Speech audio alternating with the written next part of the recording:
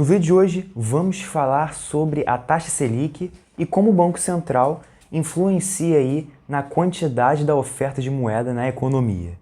Bem, vários termos aqui, mas nesse vídeo eu vou explicar cada um deles de forma detalhada para você entender de fato como o Banco Central influencia na nossa economia.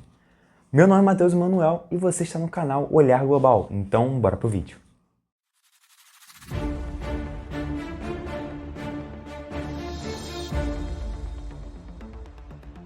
Bem, vamos lá. Quando a gente fala então de política monetária, a gente tem que entender então o que é, né, política monetária. Eu acho que esse é o primeiro passo.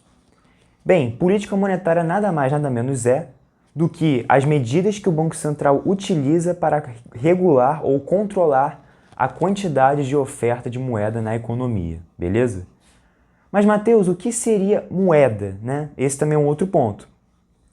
Bem, em economia, moeda é tudo aquilo, são todos os ativos, ou seja, é todo basicamente instrumento, qualquer coisa que você pode utilizar aí para negociar bens no mercado. Então, por exemplo, a moeda pode ser o dinheiro, pode ser, por exemplo, títulos públicos, pode ser debentures, pode ser qualquer coisa, beleza? Então, se eu posso pegar aquilo ali, eu posso negociar com uma outra pessoa, isso é moeda, tranquilo?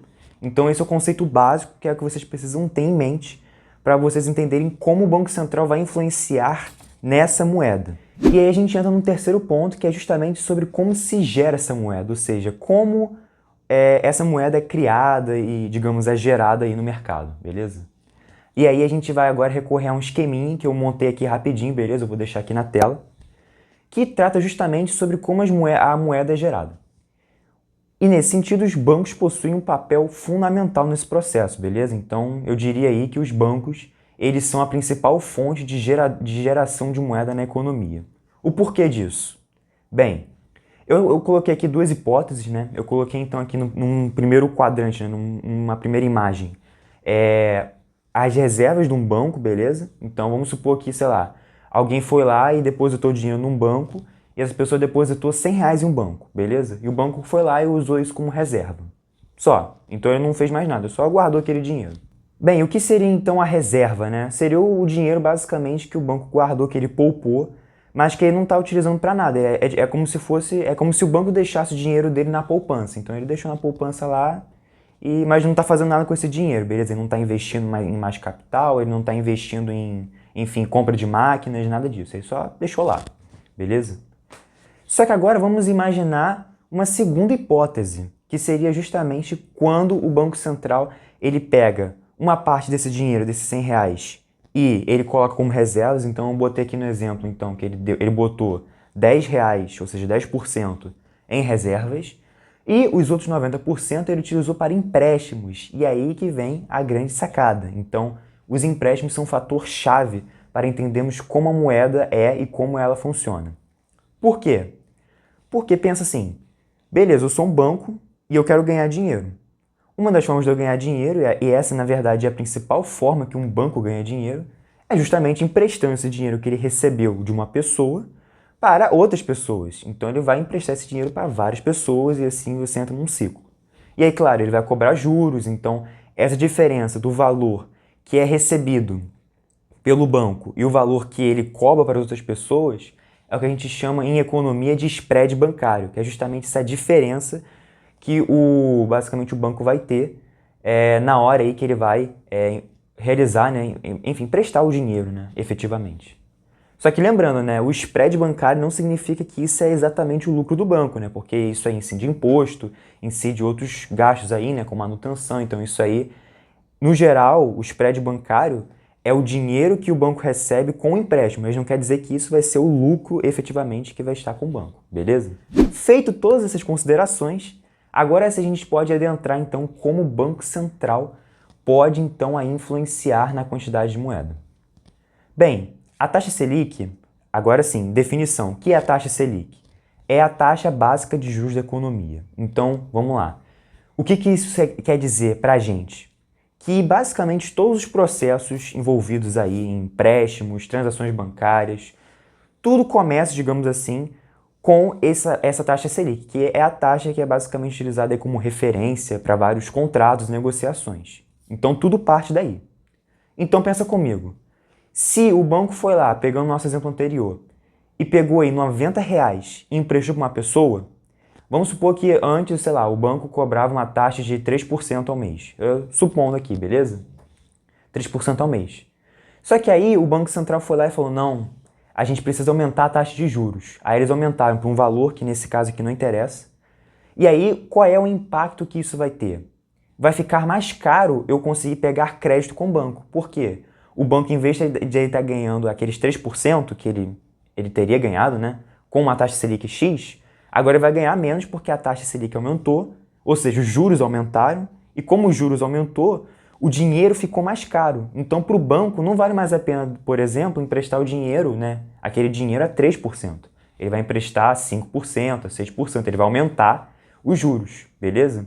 Então, essa é a primeira relação. E qual é o impacto disso nos consumidores, enfim, no consumo, né? Pensa comigo, você quer pagar um empréstimo de 3%, vamos supor que você quer, sei lá, financiar um imóvel. Você quer financiar um imóvel a 3% ao mês ou a 6% ao mês? Bem, é evidente que, todo mundo quer pagar o mais barato possível, né? Eles vão querer o de 3%.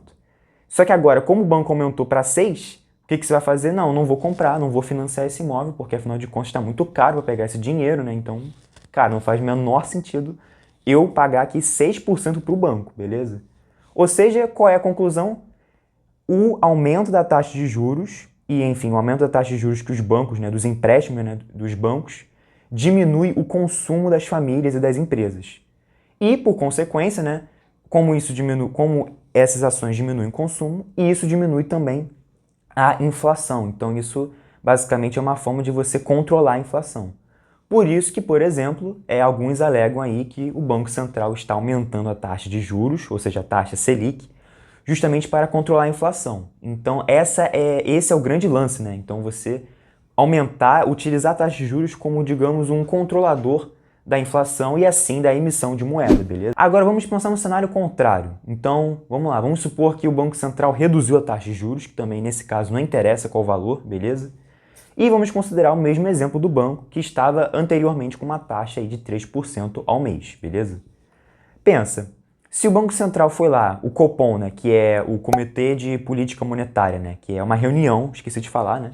É uma reunião, basicamente, que membros do Banco Central fazem a cada 2 meses, mais ou menos, né? Então, já saiu uma agora em setembro e vai ter a próxima, né? No momento que eu estou gravando esse vídeo, vai sair no dia 5 e 6 de novembro, beleza?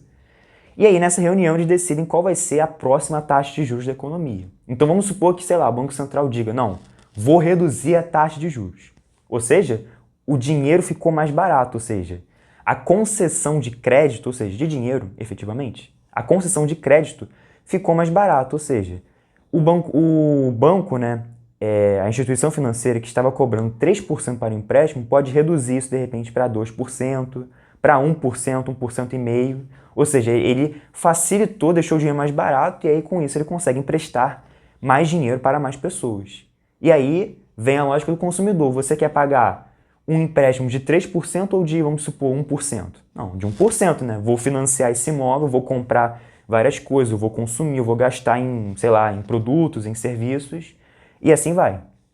Ou seja, isso aumenta o consumo das famílias e isso, consequentemente, gera mais inflação, beleza? Ao mesmo tempo, claro, né? Ao mesmo tempo que gera mais inflação, também gera mais crescimento econômico, porque as pessoas estão consumindo, estão movimentando a economia, então a taxa Selic tem esse efeito, né? Ela tem esse efeito duplo, né? Então, enquanto, vamos supor, você diminui a taxa Selic, você aumenta a inflação e aumenta o crescimento econômico, ou seja, algo em tese, né, negativo, que seria a inflação, e positivo, que seria o crescimento econômico, por outro lado, o inverso, né, seria que justamente você está diminuindo a inflação, algo em tese bom, e diminuindo a atividade econômica, que seria algo ruim, beleza? Então, não é simples assim, tem que reduzir taxa de juros. Não, não é assim, né, gente? Você não pode simplesmente reduzir, até porque o Banco Central ele tem metas de inflação, né, que é algo também super importante. Então, se eu não me engano, no Brasil a meta de inflação está entre 3% e 4,5%. A gente já está no 4,3%, a gente está quase querendo sair da meta.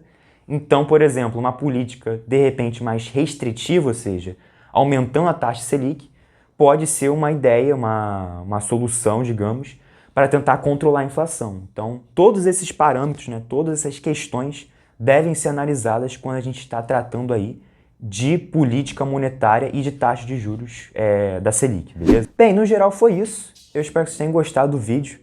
Eu, inclusive, tenho um outro vídeo aqui no qual eu explico o que é o Tesouro Selic, beleza? Então, esse vídeo vai complementar um pouco, né, com o Tesouro Selic, que é basicamente o título mesmo, né, o investimento que você pode estar aí realizando. Então, eu recomendo fortemente que você assista esse vídeo até para você entender como funcionam essas dinâmicas, como investir, aonde eu posso entrar, beleza? Então, basicamente é isso. Não se esqueça de se inscrever no canal e de ativar o sininho para não perder nenhum vídeo. É isso e até a próxima.